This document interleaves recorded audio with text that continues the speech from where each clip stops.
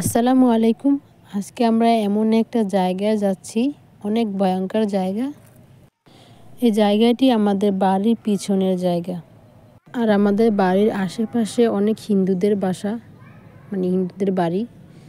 আর এই যে বাগানগুলো দেখতেছেন, এই বাগানগুলো সব আমাদের নিজেদের বাগান। আর আমি আপনাদেরকে দেখাবো একটু সামনে আছে, সামনেই হিন্দুদের জায়গা আর কি। হিন্দুদের মূর্তির পূজা দিয়ে যে পূজার ঘর, তারপরে মানুষ পোড়ানো হয় মরে গেলে, সেই জায়গাও আমি আপনাদেরকে আজকে দেখাবো। আর এই যে কুয়াটা দেখতেছেন, এই কুয়ার একটা ঘটনা আছে, অনেক ভয়ঙ্কর একটা ঘটনা। এই কুয়া দিয়ে আগে পানি যাইতো, এখন আর পানি নেই। শীতে পানি টানে গেছে। যখন বৃষ্টি হয়, বন্যা, তখন এদিক দিয়ে পানি নামে। আর পানির সাথে প্রচুর মাছ যায় এদিক দিয়ে।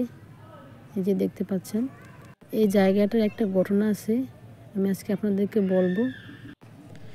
এখানকার এই জায়গাটা, এটা হচ্ছে হিন্দুদের জায়গা এই পর্যন্ত আর কি।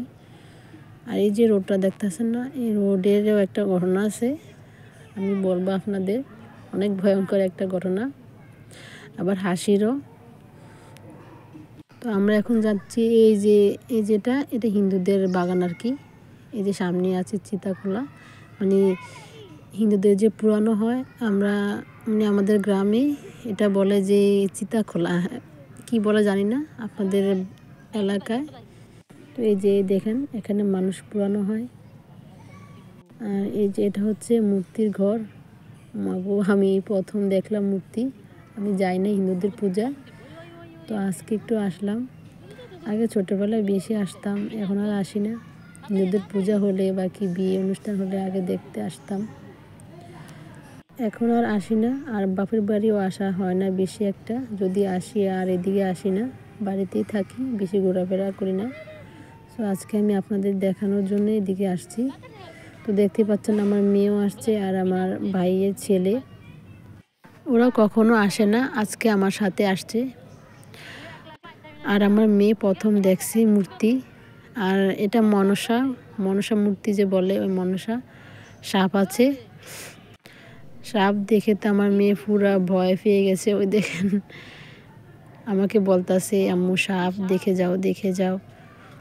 ও আসতেই চাচ্ছে না, ও দেখবে, আরও বেশি করে দেখবে।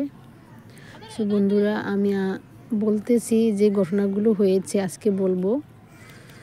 এই যে রোডটা দেখছেন না, এই রোডে মানে সকালবেলা একদিন আম কুড়াতে গিয়েছিলাম, মানে আমার চাচাতো বোনের সাথে এদিকে আম নিতে আসছি। একদম সকালবেলা, তখন শীত ছিল, কুয়াশা ভরা ছিল। তখন মানে ফজর আজান দিচ্ছে, ফজর আজানে একটু পরেই আমরা আসছি। আর হাতে একটা লাইট ছিল, ছোট, বেশি আলো ছিল না। যখন আমরা এই রাস্তার পাশে দাঁড়াইছি, তখন দেখি মানে কোকড়া চুল, শুধু মানে খালি গায়ে, পুরো মানে উলঙ্গ ছিল। মানে আমরা একবার তাকাইছি, একবার তাকানোর সাথে সাথে এই যে দৌড় দিলাম। আমরা 3-4 জন ছিলাম একসাথে। আমার এক চাচাতো বোন দৌড় দিতে গিয়ে, মানে এই গাছ আছে না, সুপারি গাছের সাথে মাথা বাড়ি বুড়ি খায় আর কি, পুরো অবস্থা শেষ ছিল। আর আরেকজন মানে কোন দিক দৌড় দিবে, মানে দিশ পায় না। মানে আমরা যেমন তেমন বাড়িতে এসে পড়ছি। এরকম ভয়ঙ্কর একটা ঘটনা ছিল তখন। আর এই যে কূপটা দেখছেন, এদিক দিয়ে পানি যাইতো, যে আমার মেয়ে আসছে এই জায়গাটাতে বসে, মানে পানি যাচ্ছিল, আমার চাচি দেখছে আর কি, সাদা কাপড় পরা আর কি, বসে মাছ ধরতেছে আর মুখে দিতেছে, খাইতেছে আর কি। আমার চাচি দেখছে, একদম নিজের চোখে দেখছে। দেখে বাড়িতে গিয়ে পুরা কান্না করে দিছে যে আমি এরকম দেখছি, অনেক ভয়ঙ্কর। মানে মাছ ধরতেছে আর খাইতেছে, বুঝতে পারছেন? সাদা কাপড় পরানো, মানে পিছন দিক দিয়ে দেখতেছে। আমার চাচি প্রথম ভাবছে যে কোনো হিন্দুদের মানে বুড়ো মুরব্বি হবে। তো আর একটু আগে দেখে যে মাছ ধরে আর খাচ্ছে, তখন চাচি বুঝতে পারছে এটা মানুষ নয়, এটা অন্য একটা কিছু হবে। তখন চাচিও দিছে দৌড়।